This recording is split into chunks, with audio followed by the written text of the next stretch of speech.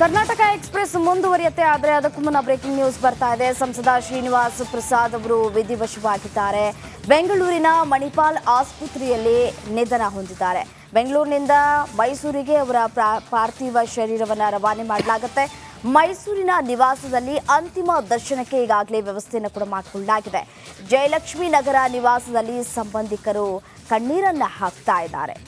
75 ವರ್ಷದ ಶ್ರೀನಿವಾಸ್ ಪ್ರಸಾದ್ ಅವರು ವಿಧಿವಶರಾಗಿದ್ದಾರೆ. ಕಳೆದ ಬಾರಿ ಅಷ್ಟೇ ಚುನಾವಣೆ ಸಂದರ್ಭದಲ್ಲಿ ಮೊದಲನೇ ಹಂತದ ಚುನಾವಣೆ ಸಂದರ್ಭ ನಡೆಯೋದಕ್ಕೂ ಮುಂಚೆ ಶ್ರೀನಿವಾಸ್ ಪ್ರಸಾದ್ ರವರ ಮನೆಗೆ ಸಿಎಂ ಸಿದ್ದರಾಮಯ್ಯ ಸೇರಿದಂತೆ ಯಡಿಯೂರಪ್ಪನವರು ಕೂಡ ಭೇಟಿಯನ್ನು ಕೂಡ ಕೊಟ್ಟು ಮಾತುಕತೆಯನ್ನು ಕೂಡ ಆಡಿದರು. ಆಲ್ ಆಫ್ ಸಡನ್ ಆಗಿ ಅವರಿಗೆ ಆರೋಗ್ಯದ ಪರಿಸ್ಥಿತಿ ಹದಗೆಟ್ಟ ನಂತರ ಅವರನ್ನು ಆಸ್ಪತ್ರೆಗೆ ದಾಖಲು ಮಾಡಲಾಗಿತ್ತು. ಕಳೆದ 4-5 ದಿನಗಳಿಂದಲೂ ಕೂಡ ಅವರು ಆಸ್ಪತ್ರೆಗೆ ದಾಖಲಾಗಿ ಚಿಕಿತ್ಸೆಯನ್ನು ಕೂಡ ಪಡ್ಕೊಳ್ತಾ ಇದ್ರು. ವೆಂಟಿಲೇಟರಲ್ಲೂ ಕೂಡ ಇದ್ದರು ಅನ್ನುವಂತಹ ಮಾಹಿತಿ ಲಭ್ಯ ಆಗ್ತಾ ಇರುವಂಥದ್ದು. ವೆಂಟಿಲೇಟರ್ಗೆ ಒಬ್ಬ ಮನುಷ್ಯ ಒಂದ್ಸಲಿ ಹೋದರೆ ಅದು ಉಳಿಯೋದು ಡೌಟು ಅಂತ ಕೂಡ ಹೇಳ್ತಾರೆ. ಅದರಂತೆಯೇ ಪಾಪ ಶ್ರೀನಿವಾಸ್ ಪ್ರಸಾದ್ ಅವರ ಆರೋಗ್ಯ ಕ್ಷೀಣವಾದ ನಂತರ ಇದೀಗ ಅವರು ವಿಧಿವಶರಾಗಿದ್ದಾರೆ.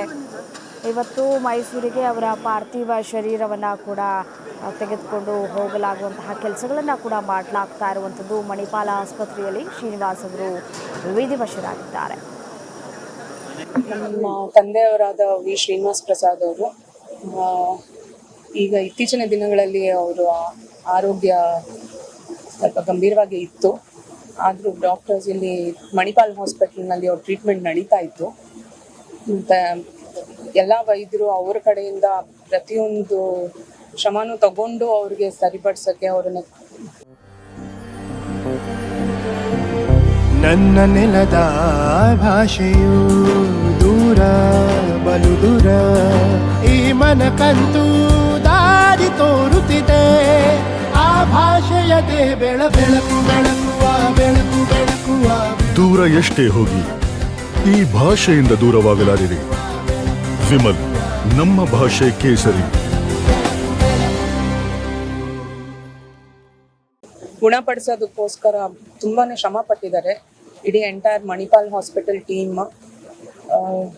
ಮತ್ತೆ ಇವಾಗ ಅದು ಪ್ರಯತ್ನ ಇವತ್ತು ಕೈಗೂಡಲಿಲ್ಲ. ಯಾಕೆ ಏನು ಅಂತ ಹೇಳೋದಕ್ಕಿಂತ ಇವತ್ತು ಅವರು ನಮ್ಮೊಂದಿಗಿಲ್ಲ. ನಮ್ಮ ತಂದೆಯವರು ಆತ್ಮಕ್ಕೆ ಶಾಂತಿ ಸಿಗಲಿ ಅಂತ ನಾನು ಪ್ರಾರ್ಥನೆ ಮಾಡಿ ನಿಮ್ಮೆಲ್ಲರಲ್ಲಿ ಕಳಕಳಿಯಾಗಿ ಮನವಿ ಮಾಡ್ತೀನಿ. ಅವ್ರದ್ದು ನಾಳೆ ಇವತ್ತು ಬೆಳಿಗ್ಗೆ ಅಲ್ಲಿ ಮೈಸೂರು ಮನೆಯಲ್ಲಿ ನಿವಾಸದಲ್ಲಿ ಜಯಲಕ್ಷ್ಮೀಪುರಂ ನಿವಾಸದಲ್ಲಿ ಅವರನ್ನು ಇರಿಸ್ತೀವಿ. ಅಂತಿಮ ದರ್ಶನ.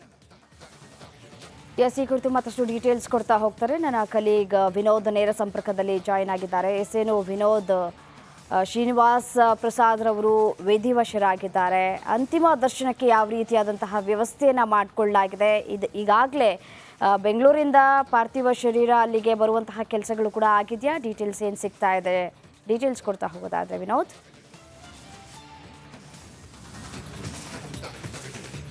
ರಮ್ಯಾ, ಇಲ್ಲೊಂದು ಅರ್ಧ ಮುಕ್ಕಾಲು ಗಂಟೆಯಲ್ಲಿ ಸಂಸದ ವಿ ಶ್ರೀನಿವಾಸ್ ಪ್ರಸಾದ್ ಅವರ ಪಾರ್ಥಿವ ಶರೀರ ಮೈಸೂರಿನ ಜಯಲಕ್ಷ್ಮೀಪುರವಿರುವಂತಹ ಅವರ ನಿವಾಸಕ್ಕೆ ಬರುತ್ತೆ. ನನಗೆ ಸಿದ್ಧ ಅವರ ನಿವಾಸದಲ್ಲಿ ಮುಂಭಾಗದಲ್ಲಿ ದೃಶ್ಯದ ಗಮನಿಸ್ತಾ ಇರ್ಬೋದು. ಈಗಾಗಲೇ ಪೊಲೀಸರು ಕೂಡ ಸಾಕಷ್ಟು ಭದ್ರತೆಯನ್ನು ಒದಗಿಸಿದ್ದಾರೆ. ಜೊತೆಗೆ ಇವತ್ತು ಮೈಸೂರು ಚಾಮರಾಜನಗರ ಭಾಗದ ಸಹಸ್ರಾರು ಸಂಖ್ಯೆಯಲ್ಲಿ ಅವರ ಅಭಿಮಾನಿಗಳು ಕಾರ್ಯಕರ್ತರೆಲ್ಲರೂ ಕೂಡ ಬರುವ ಕಾರಣಕ್ಕಾಗಿ ಅದಕ್ಕೆ ಬೇಕಾದಂತಹ ಸಕಲ ಸಿದ್ಧತೆಗಳನ್ನ ಮಾಡ್ಕೊಳ್ತಾ ಇದ್ದಾರೆ. ಭೀಮಸದನ ಏನು ಅವರ ಮನೆ ಏನಿದೆ ಜಯಲಕ್ಷ್ಮೀಪುರವಿರುವಂಥ ಅವರ ಮನೆ ಒಂದು ರೀತಿಯಲ್ಲಿ ಕಳೆದ 10 ದಿನಗಳಿಂದಲೂ ಕೂಡ ಒಂದು ರಾಜಕೀಯವಾಗಿ ಶಕ್ತಿ ಕೇಂದ್ರವಾಗಿತ್ತು. ಸೊ ಹೀಗಾಗಿ ಈಗ ಮನೆ ಒಳಗೆ ಬರುವಂತಹದಕ್ಕೆ ಈಗಾಗಲೇ ಪೊಲೀಸರು ಕೂಡ ಸಾಕಷ್ಟು ವ್ಯವಸ್ಥೆಗಳನ್ನ ಮಾಡ್ಕೊಳ್ತಾ ಇದ್ದಾರೆ. ಈ ದ್ವಾರದ ಮೂಲಕವಾಗಿ ಒಳಭಾಗಕ್ಕೆ ಹೋಗ್ತಾರೆ.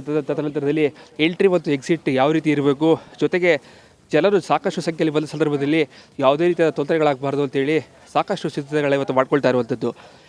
ಉನ್ನತ ಮೂಲಗಳ ಮಾಹಿತಿಗಳ ಪ್ರಕಾರವಾಗಿ ಇವತ್ತು ಸಂಜೆ ಅಥವಾ ನಾಳೆ ಅವರ ಅಂತ್ಯ ಸಂಸ್ಕಾರ ಆಗುತ್ತೆ. ಸೊ ಹೀಗಾಗಿ ಪೊಲೀಸರು ಸಾಕಷ್ಟು ಸಿದ್ಧತೆಗಳನ್ನ ಮಾಡ್ಕೊಳ್ತಾ ಇದ್ದಾರೆ.